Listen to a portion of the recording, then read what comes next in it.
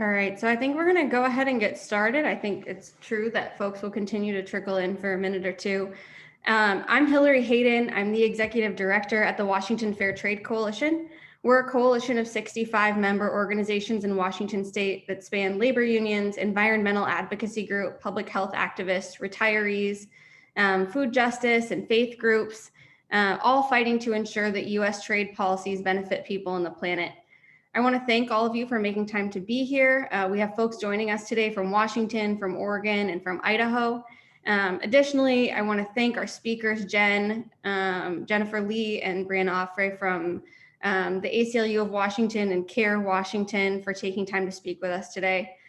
Today, we're going to be covering what implications digital trade rules being negotiated right now in a slate of new trade agreements could have for jobs and for racial justice. Digital trade is a developing hot topic in trade policy, and I'm glad we have panelists here today who maybe are not trade policy experts, but are really familiar with some of the issue areas that we're going to be digging into in our coalition. So first today, we'll hear from Jennifer Lee, the manager of the Technology and Liberty Project at the ACLU of Washington. In her presentation, she'll talk about algorithms and surveillance.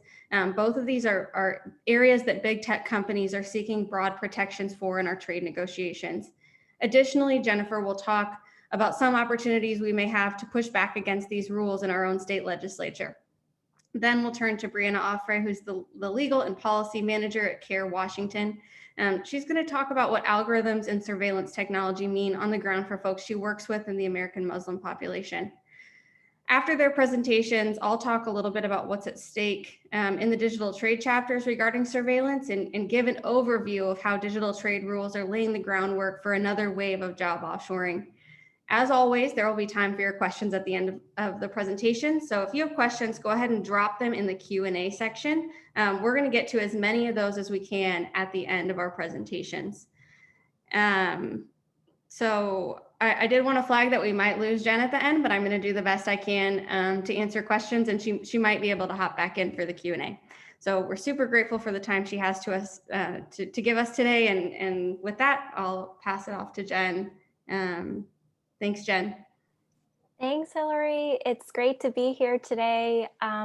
As Hillary mentioned, my name is Jen, and I lead the Technology and Liberty Project at the ACLU of Washington. So within that project, we work on making technology accountable to people, and particularly people and communities that have been historically over-impacted by technologies and surveillance. So I'm going to start by giving a pretty big picture of why we do the work we do, and its technology's impacts on structural inequity and what we're trying to fix with technology. And then I'll get into a really high level overview of AI and algorithms. And then I'll finish off by talking about some of the work we're doing and how you can get involved. So let's talk about the big picture. Technologies so often presented to us as the panacea to all of our problems, with the assumption that technology will make all of our lives better and not worse. You know, we see headlines every day in the news about artificial intelligence revolutionizing the way we hire, do our work, get our healthcare, travel, educate, and police. And technology does seem beneficial in so many ways. It does make things faster, it makes things cheaper, and it makes things more interconnected. But the question we really need to ask is, does making things faster, cheaper, more interconnected mean that it's making things better? And if it is making things better, for whom is it making things better? And for whom is it not? So we need to really be thinking about that when we think about technology, especially AI-based technologies. And I'm asking all of these questions, and we're thinking about all of these questions because, much like anything deployed and designed by humans, technology isn't neutral. Technology isn't this valueless tool that can be used for good and evil. We have to understand that with the design of every technology, there is a reflection of a set of value choices made by people, and often people in positions of privilege and power. We're seeing powerful technologies continuing to be built every day at increasing speeds in the context of deep structural inequity, and without understanding that technology just reflects the society in which it's built, and without considering the impacts it will continue to exacerbate existing inequities.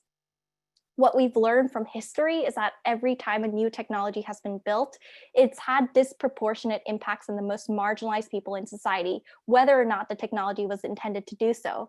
And this is something that we highlight when folks emphasize the benefits of a technology. We also emphasize there may be unintended consequences that we also need to be thinking about.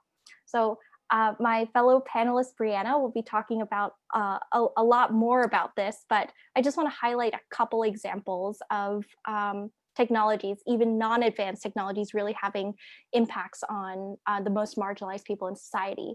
So in the 1700s, New York City passed lantern laws that required only Black, mixed, and Indigenous people to illuminate themselves by carrying a lit candle at night.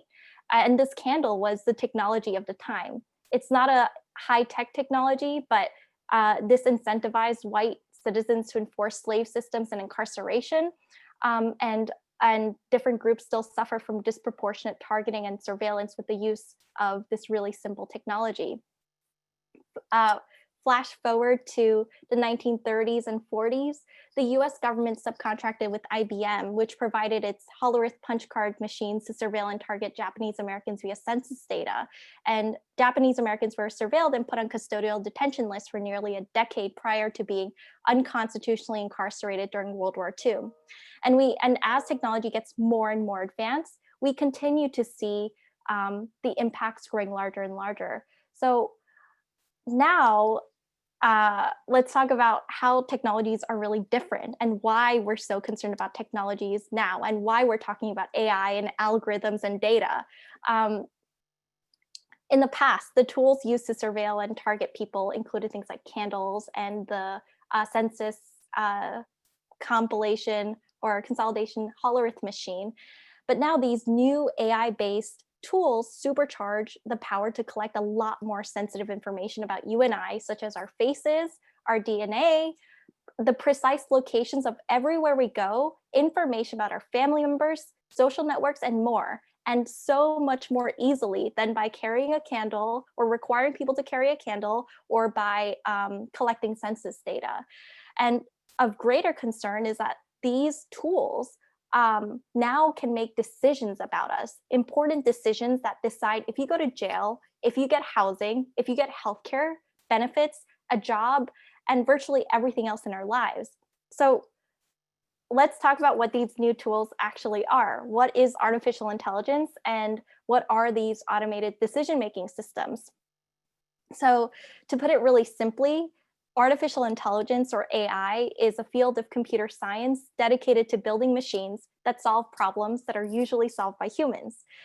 AI, or specifically a specific application of AI called machine learning, uses enormous amounts of data or information, just information about us, to learn how to solve these problems. Algorithms are the mathematical step-by-step directions that form the building blocks of artificial intelligence. AI can have both general and narrow functions. An example of general AI would be a system that essentially mimics all of human intelligence. So that would be an all-knowing robot. But this isn't what we're really talking about. We're talking about narrow AI. And narrow AI performs specific types of pre-identified problems. And this is the AI that does things like predicting traffic flows based on real-time conditions and updates, algorithms that curate weekly recommended playlists based on our listening patterns on Spotify or other music applications, algorithms that create spam filters, our digital assistants like Alexa or Siri, and autopilot functions in a commercial airline flight, or machines that review student essays for plagiarism. So, AI spans an enormous amount of tools that we see today. But the tools that we're really concerned about are things, like I said, that make decisions about us. But tools that make decisions about us without us knowing that they're making those decisions. So we're really concerned about automated decision systems that analyze data sets to generate scores, predictions, or classifications to make decisions that impact human welfare. ADS that we're specifically targeting include technologies like facial recognition, software that calculates disability benefit amounts, produces work performance assessments, determines food assistance calculations, and calculates risk assessments in criminal sentencing.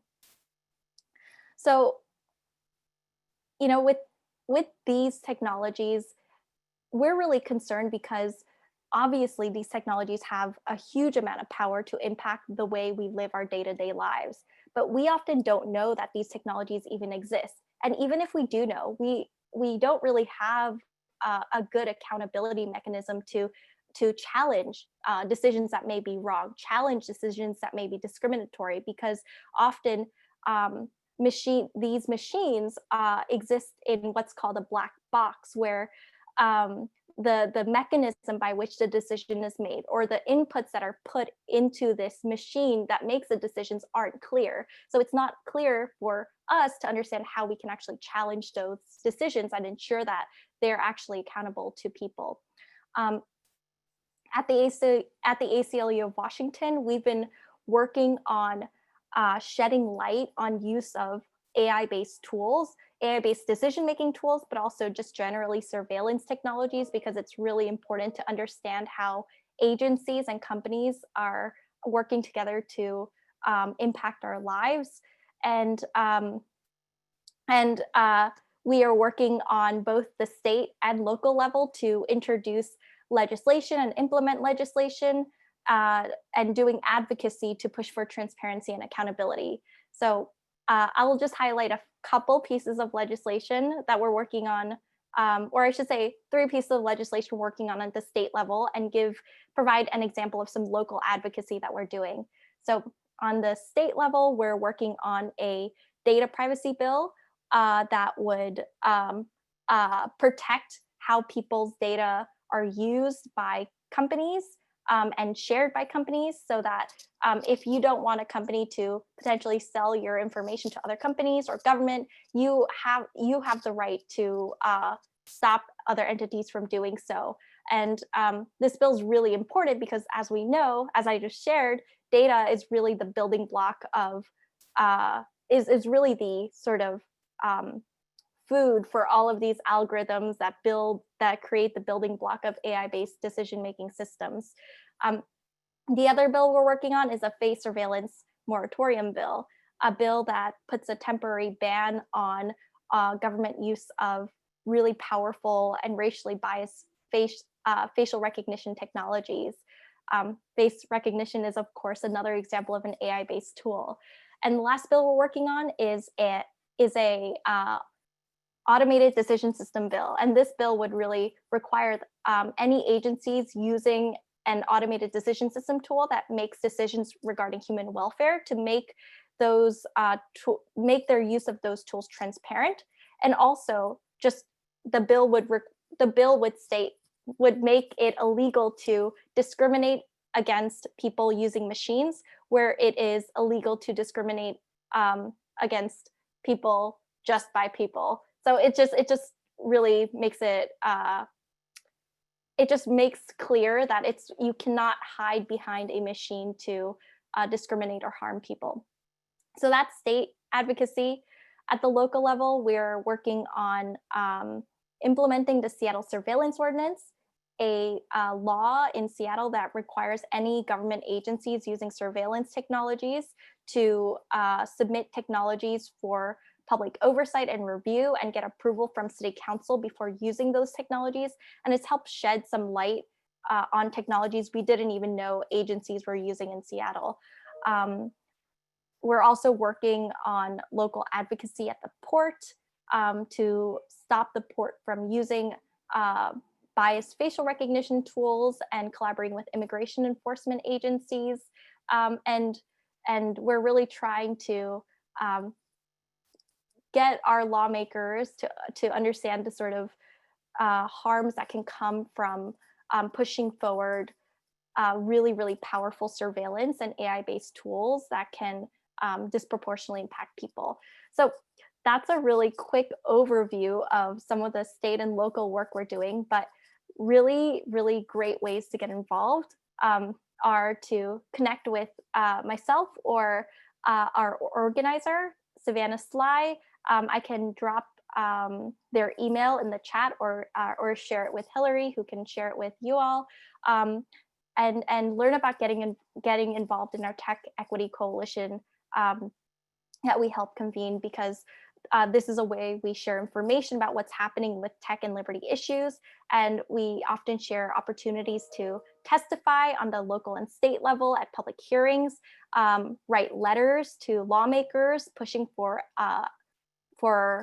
equitable technology and strong technology laws.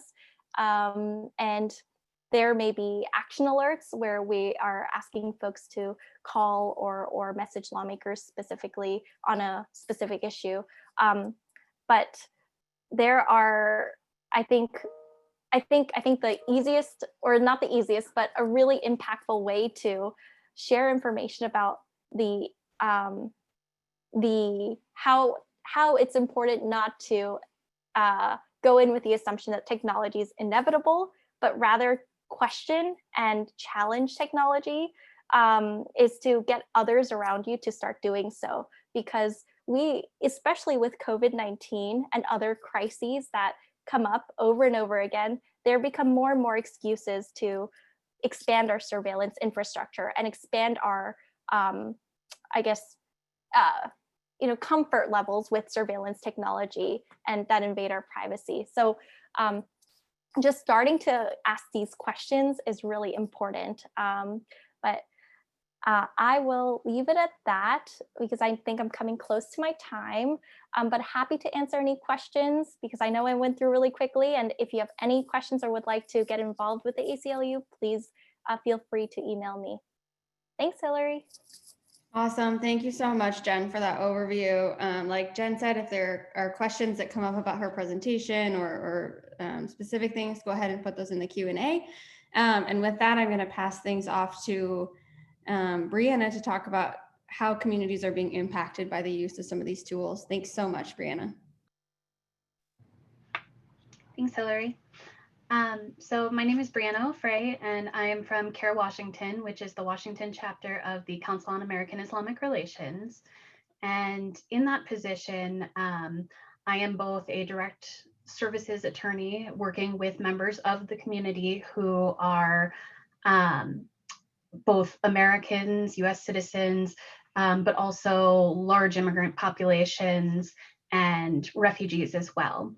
And my other hat within the organization is also working on policy initiatives, such as the ones that we work on with Jen and the Tech Equity Coalition that she and the ACLU lead. Now, on this particular subject, we have a really symbiotic relationship, because from my perspective in the work that I do, we hear a lot of stories about community members being contacted by law enforcement or finding themselves on watch lists. And oftentimes we don't necessarily know how these things go about or how they happen. And so working with organizations like the ACLU helps give us more context as to how these technologies are working. And then we can also provide context as to the direct effects on the communities we serve, these marginalized communities who so often have such a disproportionate effect from technologies like this, to support legislation and efforts at trying to stop the harms of some of these things happening. So, like Jen said, even just 5 years ago, one of the predominant conversations around algorithms and AI was that these technologies would make the decision-making more objective and therefore more equitable. But like Jen said, it's really helpful to think of AI, or specifically machine learning systems, more as automated decision-making. It's not any sort of mystical, unknowable technology that removes all human bias. In many cases, in fact, it's simply automating the decisions that we're already making, and it's doing that by training on the data that humans give it. So you can think of it as if the underlying data is skewed by personal or systemic bias, then the output of these automated decision-making systems will share those same biases. So if anything, we're seeing that instead of curing the human biases, in many contexts, it's really just perpetuating these biases in a more efficient way and giving them greater legitimacy due to this cloak of presumed objectivity. One of the ways that we frequently see the application of these technologies is in policing. So there's two sort of main ways that we see this come out in what we think of as predictive policing, and that would be based on either location or based on individuals. So in location-based predictive policing, you have software and algorithms that are drawing on the links between places and events and historical crime rates in those places to predict where and when future crimes are most likely to occur. A really popular technology that's being used in this is called PredPol, and it's being used across the country. And essentially, it's an automation of what we frequently refer to as broken windows policing, which is this idea that if you heavily police locations where there have previously been incidents of crime, then you'll prevent future crime in that area. But what ends up happening in reality is that it sets up a dangerous feedback loop. So you put more cops on patrol in one area and they'll find more crime there than where they're not patrolling, even if the area they're not patrolling may in fact have just as much or more crime going on. So historically, this kind of broken windows policing has severely disproportionately affected Black, Brown, and immigrant communities. So now assume that the automated location-based predictive policing software is trained to flag locations by training it on the data of previous arrests. Now, if the arrest data that you're putting into the system is already deeply skewed or biased, which we all pretty much know it to be at this point, then so will the output. Now, because the software indicates to a police department that they should heavily surveil one of these locations with frequent previous arrests, they've essentially just made that harmful broken windows feedback loop more efficient. Systems like this have been used to surveil low-income neighborhoods, immigrant and refugee enclaves, and specifically mosques. An example of another technology used for similar predictive policing is the use of automated license plate reading systems. In 2011, the NYPD got caught using the acronym is ALPR, automated license plate reading systems. These systems were essentially set up to monitor license plates for uses like city planning, but what they were using it for was to track mosque goers. They would use the cameras that were already in place throughout the city to track, surveil, and spy on Muslims who were attending the mosque, and then tail their movements throughout their day.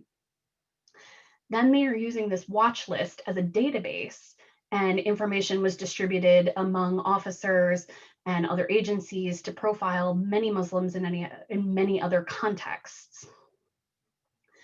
ICE has also used this technology, ICE being the Immigration and Customs Enforcement, as well as CBP, Customs and Border Patrol, who have used the information to target, locate, and deport immigrant community members as they drive to work, run errands, bring their kids to school. And the sharing of this data violates privacy and civil rights of immigrants and their families, and it puts these communities at risk.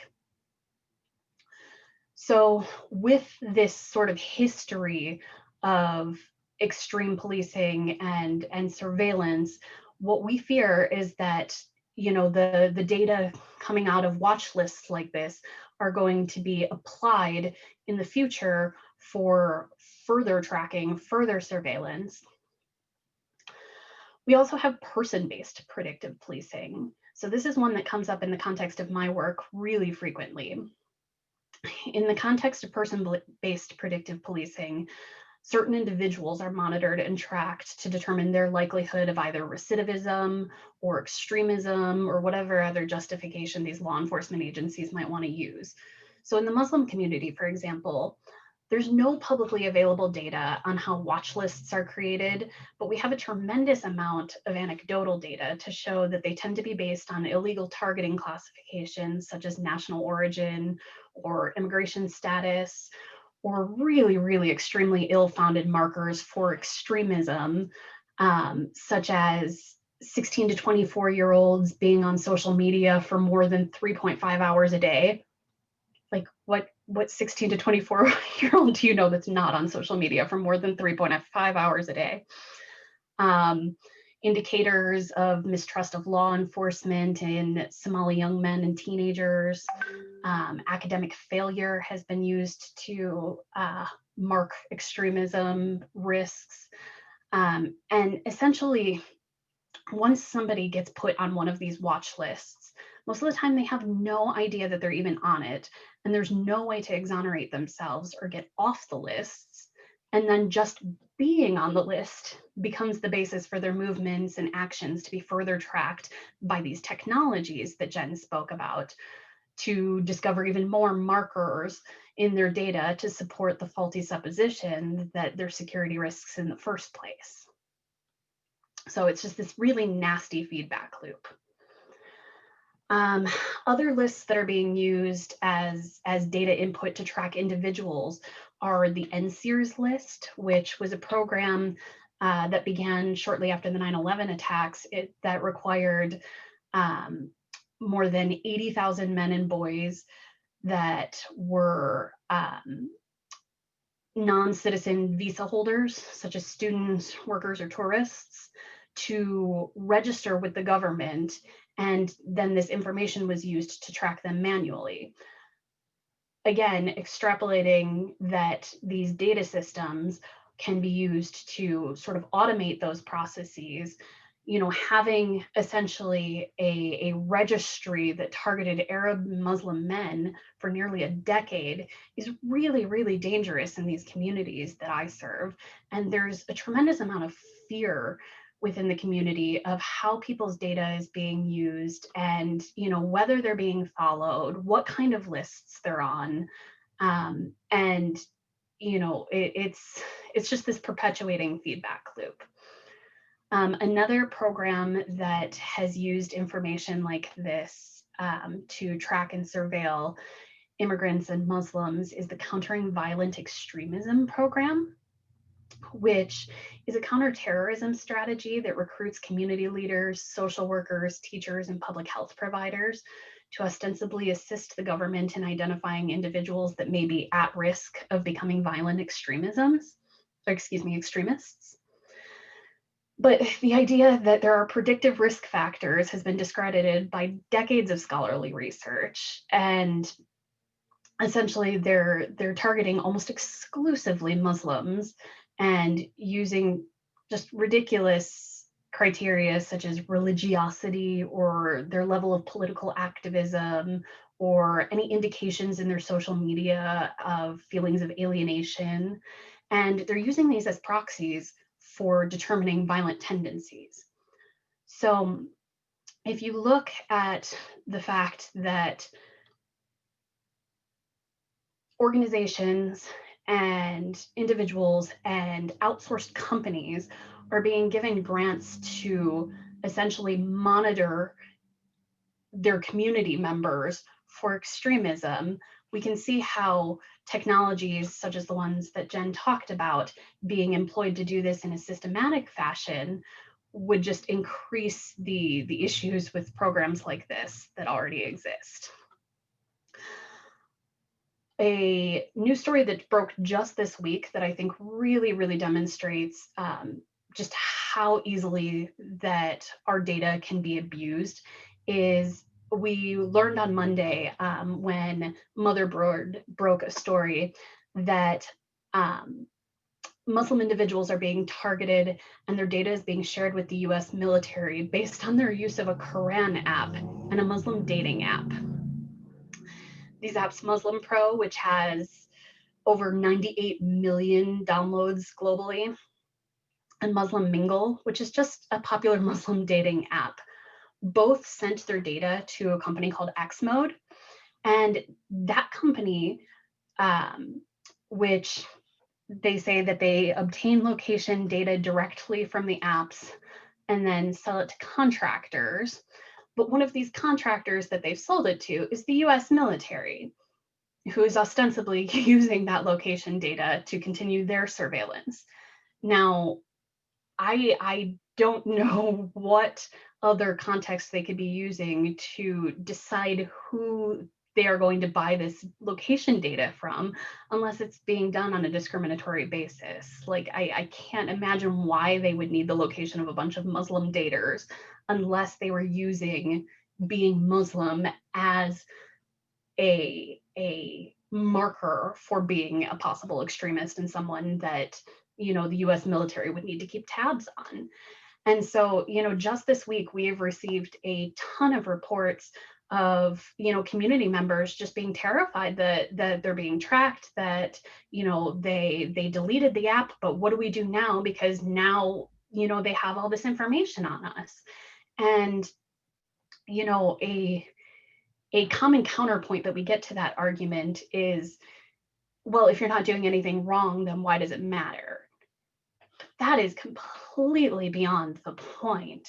You know, this is a matter of privacy. This is a matter of security. This is a matter of you know, constitutionality.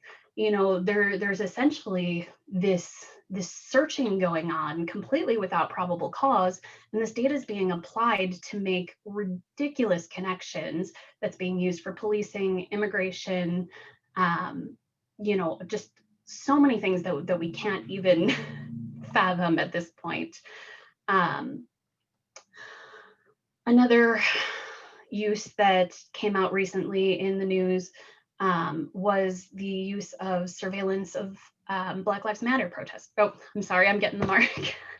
We could go on for forever on this, but suffice it to say that these technologies are employed in really spurious ways, and, you know, any biases that already exist within the system are just going to be extended. So Thank you so much, Brianna, for giving us some insight into ways that communities are being impacted by some of those tools. I really appreciate it. So a lot of the stuff that Jen and Brianna just said is really infuriating, and probably most of the folks on this webinar are asking, what does any of this have to do with our trade policy? And so briefly, I'm going to talk about that before I get into the offshoring stuff. As governments have become more aware of the impacts of these technologies and become more interested in regulating tech companies and how these tools are being used, companies started to think, you know, how can we keep from being regulated? We don't want these new regulations put on us. So how can we avoid those? And in so many issue areas, the answer to that question is to go through a back door into our trade policy and write in, you know, rules that prevent governments from regulating in certain ways. Like Jen and Brianna said, allowing companies to use AI without transparency further entrenches the discrimination that communities of color will face in the Northwest, or that they're already facing in hiring and firing decisions, with credit, with policing, with sentencing, and with access to social safety net programs, among other issues. I'm really excited for our coalition to see what possibilities there are to push in state on some of these things, but also to kind of start getting our feet beneath us on pushing for better trade policies that won't, you know, further these systems and lock them in into our trade agreements and push kind of this deregulatory environment around the globe. So beyond their impact on consumer privacy, corporate accountability, and racial justice, digital trade agreements are actually set to have a profound impact on the economy around the world and here in the Northwest. Digital trade provisions are actually often pitched as a means of helping small and medium-sized businesses reach more customers through the internet. In reality, these rules are being pushed by some of the largest corporations on the planet. We're talking Amazon, Facebook, and Alphabet, which is Google, and many others. One of the big things these companies want is the ability to ship consumer data all over the globe, free from regulation, free from localization requirements, and free from any kind of taxation. Enabling this would help those companies expand their markets and further consolidate their near monopoly power. It would impact where jobs of the future are located, what kinds of wages those jobs pay, and the degree of power and leverage available to workers in those professions. For the past quarter century, working families in the US have already seen what happens to manufacturing jobs under free trade agreements that let goods move across borders free from regulation and free from tariffs. These pacts have helped big corporations ship literally millions of once good paying jobs around the world to wherever workers are the most exploited and to wherever environmental rules are the weakest, often with devastating impacts not only on the families directly affected, but on entire communities. It doesn't take much imagination to recognize what will happen to digital economy jobs when data is free to move across borders without regulation or taxation. Those jobs will also move to wherever it's cheapest for employers to do business. In truth, we're actually already seeing this happen. As of last year, nearly half of all the jobs offshored in the US were in jobs in the service sector. Call centers, computer programming, anything honestly that can be done over the phone or over a computer. Over the last 5 years, the number of service sector jobs shipped overseas has risen steadily, both nationally and here in the Northwest. The big players pushing today's digital trade agreements already face very few restrictions on how they use consumer data here in the US. And at a moment, like I said earlier, when policymakers are finally beginning to question that monopoly power and question the power of the big tech companies, these companies, Google, Facebook, Amazon, and many others, are trying to lock in that deregulatory environment that they have here in the US and expand it to other nations through the backdoor means of our international trade deals. So what's exactly in these deals? The details of digital trade agreements vary a bit from pact to pact, but 4 of the most common provisions are preventing governments from restricting the cross-border flow of personal data, prohibiting governments from imposing tariffs, taxes, duties, or fees on data transferred from one country to another, requiring governments to ignore where digital products sold in their countries were produced and who those digital services are contracted to. And 4th, as we alluded to earlier, restricting government's ability to require corporations to give information about their source codes or algorithms. I should say that with many other trade provisions, there are some exceptions written into these provisions that make it sound like they're going to allow for some public interest regulation. But these regulations are actually significantly weakened by requirements that whatever regulations passed are not a disguised restriction on trade, and that they not impose restrictions on transfers of information that are greater than necessary. So you have one hand giving you this ability to regulate in the public interest, and then you have the other hand pulling that away for anything that would relate to international trade. At the moment, digital trade agreements are actually still in their infancy, either in the form of digital trade chapters within larger agreements or in standalone pacts just on digital trade. I think the US has what I would call contemporary digital trade agreements with only 3 countries right now. That would be Canada and Mexico through the USMCA, and a standalone pact with Japan.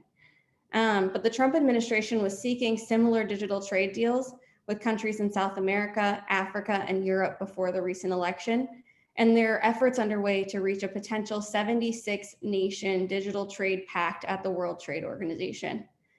So it's time for us to nip these trade agreements in the bud. And if we don't, and we allow these pacts to move forward, I just want to reflect for a second what kinds of jobs will become vulnerable to offshoring. I want to start with call centers. Hundreds of thousands of customer service jobs have already been offshored under our existing trade policies, and digital trade agreements would ensure that that offshoring continues unabated. This is jobs in telecommunications, IT, banking, airlines, and countless other industries.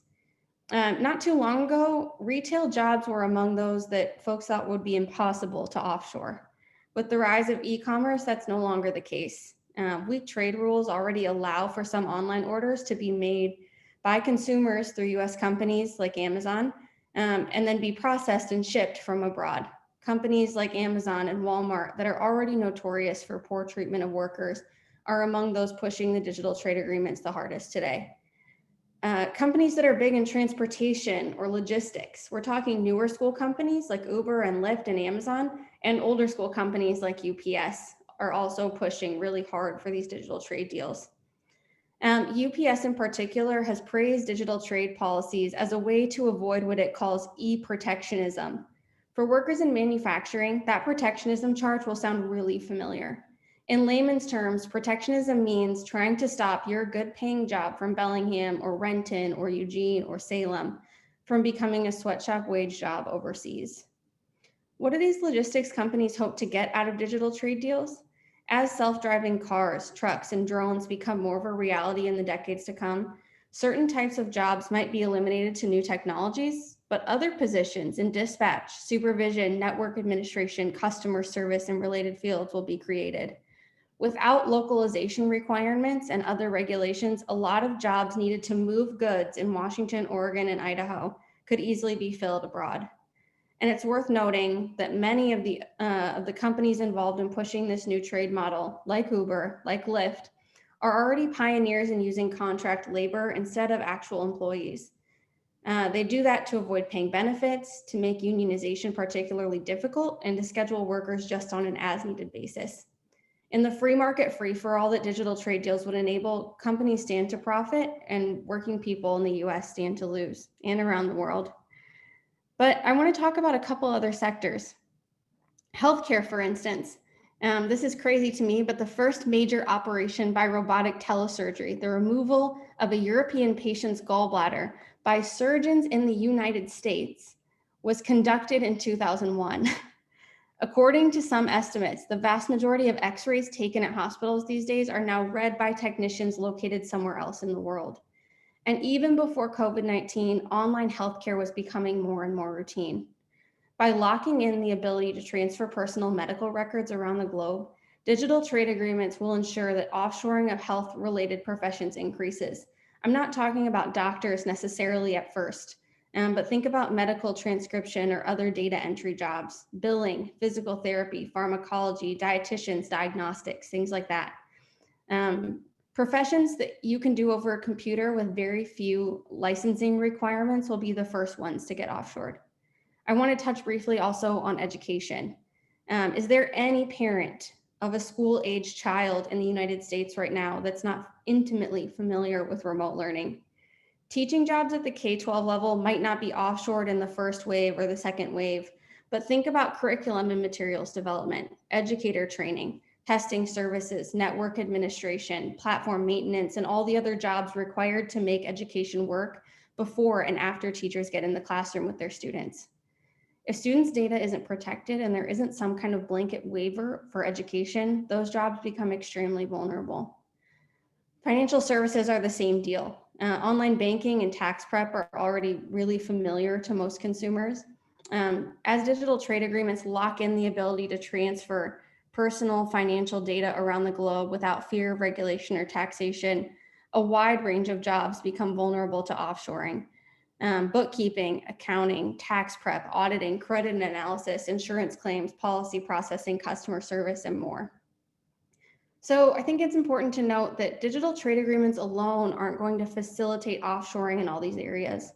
The overlap between lax digital trade rules and related pacts that govern things like trade and services, investment, procurement, telecommunications, financial services, and other areas serve to establish this framework where offshoring continues to be commonplace and actually accelerates moving forward as technology and consumer expectations allow for it. Back in 2007, Princeton economist Alan Blinder wrote a paper warning that without proactive policy changes, 25% of American jobs would be offshoreable within 2 decades. In today's terms, that's 35 million jobs altogether.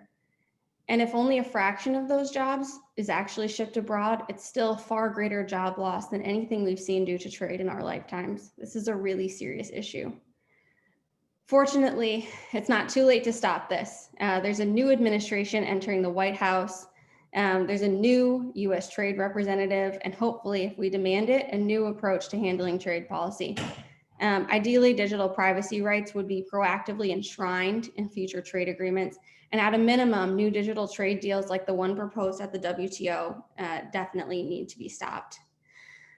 So with that, I want to give space for Q&A. I do see that we have a couple of questions already in the Q&A box. So I'm going to go ahead and get started with those. But go ahead if you have questions to put them in the Q&A. We still have Jen. So if you have questions about any of the algorithms or data stuff that she brought up, we will be able to get to them from someone who knows a little bit more than I do about what's going on.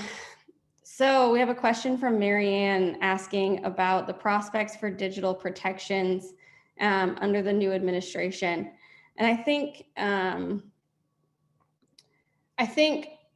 the thing to say about the new administration, looking back to the Obama years, these digital trade protections were in the Trans-Pacific Partnership. They were pushed again by Donald Trump. But I do think that there's this moment right now that's kind of ours for the taking, right? A lot of things seem possible in this new administration. We're watching really closely who the U.S. trade rep pick is and if that person is going to be more friendly to labor and folks in the advocacy sector, if they'll be more friendly to the business community like most of the U.S. trade reps of the past have been. So I guess the thing to say is it's ours for the taking if we push for it and manage to do organizing around it and get people's attention. I think it's possible that we could get the right stuff in these trade agreements. I know during the USMCA fight, there were definitely conversations about this that happened in Congress before they ultimately passed the agreement anyway. So thank you so much for your question, Marianne. We have a question from Diane about Biden being a free trader and what our expectations should be for this new administration. So I've said this already once, but I'll say it one more time. I think a huge piece of trade agreements is about power, and people that have power don't give that power up easily. So any kind of pushing on digital trade, any kind of pushing on anything for trade policy or a handful of other topic areas, it really is going to require organizing, but I don't think it's impossible. I think it's something worth fighting for. I think it's something for us to push for. I think it's something for us to do advocacy around. I say this all the time, but we should be bugging our members of Congress as time goes on, as we have opportunities to give input into new trade policies. I will say too, one thing that we've been tracking really closely with the Biden administration is that they've said, we're going to put a moratorium on new trade agreements until we can make some domestic investments and kind of rebuild our manufacturing capacity and put our workers on a level playing field, things like that. So we're watching that obviously really closely alongside keeping an eye on whether or not a Biden administration would want to join trade agreements or negotiate any of the new ones. Thank you so much for your question, Diane. We have a question from Brent. Do USMCA trade rules on privacy have to be revised? So the unfortunate answer to this question is, like I said during my presentation, we have three countries that we have digital trade pacts with right now. Canada and Mexico, we have a digital trade chapter of the USMCA. Japan, we signed the Trump administration signed a trade agreement with them. So there are fixes that need to be made. I think the danger of not getting changes now is that the more agreements that we put these digital trade rules in, the more difficult it's going to be for us to overturn or change the rules later on. So there's work to be done on figuring out with USMCA what the right thing is, and also with the trade deal with Japan. This is a good question that maybe Brianna and Jen will be better equipped to answer than I am. Nancy asked, what constitutional laws are being abused in plans for digital trade packs? And I wonder if there are constitutional laws that either of you think are being infringed on by any of the surveillance technologies. I'm not a lawyer, so I don't want to jump in too much on that. I know both of you have some legal background. I'm definitely happy to hear from Jen as well, but I would say one obvious thing that jumps out to me is using the data being collected for warrantless searching. You know, there are many arguments to be made that by using this type of data that is, you know, being laid out as, let me back up for a second, sorry. Within the terms of use in many products, you know, it says that they're not going to use your data for certain uses or that. And then when that data is being shared beyond those terms of use that you've agreed to, and those uses are being used in law enforcement and the like, I have definitely seen some convincing arguments made that, you know, these constitute unconstitutional searches without probable cause. Not necessarily against the Constitution, but another point that I was really surprised with when I looked more into these trade deals is that for companies that are considered service companies, which, you know, a lot of these gig economy companies like Uber and Lyft consider themselves to be, they're not required to have a legal entity within, you know, the country that the drivers are operating in, for example. And so that may not mean anything to a layperson, but essentially the effect of not requiring them to have a local legal entity means that when an individual employee, an individual driver wants to sue the company to enforce local or domestic labor standards, employment rights laws, they essentially won't be able to do that because there's no local entity to sue. So that's another major issue that I see coming from this type of agreement.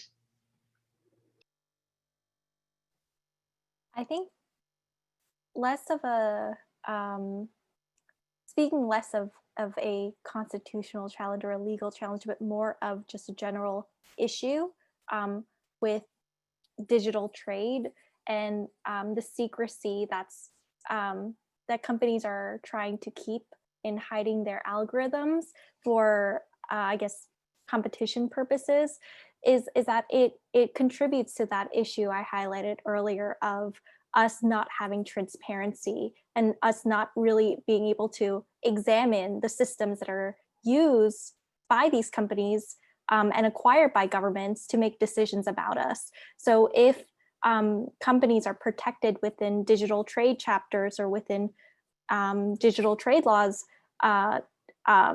to shield their algorithms from any scrutiny by outsiders, that raises a lot of concerns because there's this misperception that that technologies, unlike humans, are neutral, and that perception hides the underlying inequity from public awareness, and it masks that inequity. So I think that's a huge concern coming from a tech and liberty standpoint, and not as a digital trade expert, but that's something I see as alarming.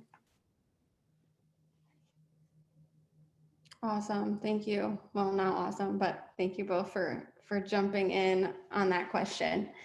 So I actually don't see any other questions right now in the Q&A.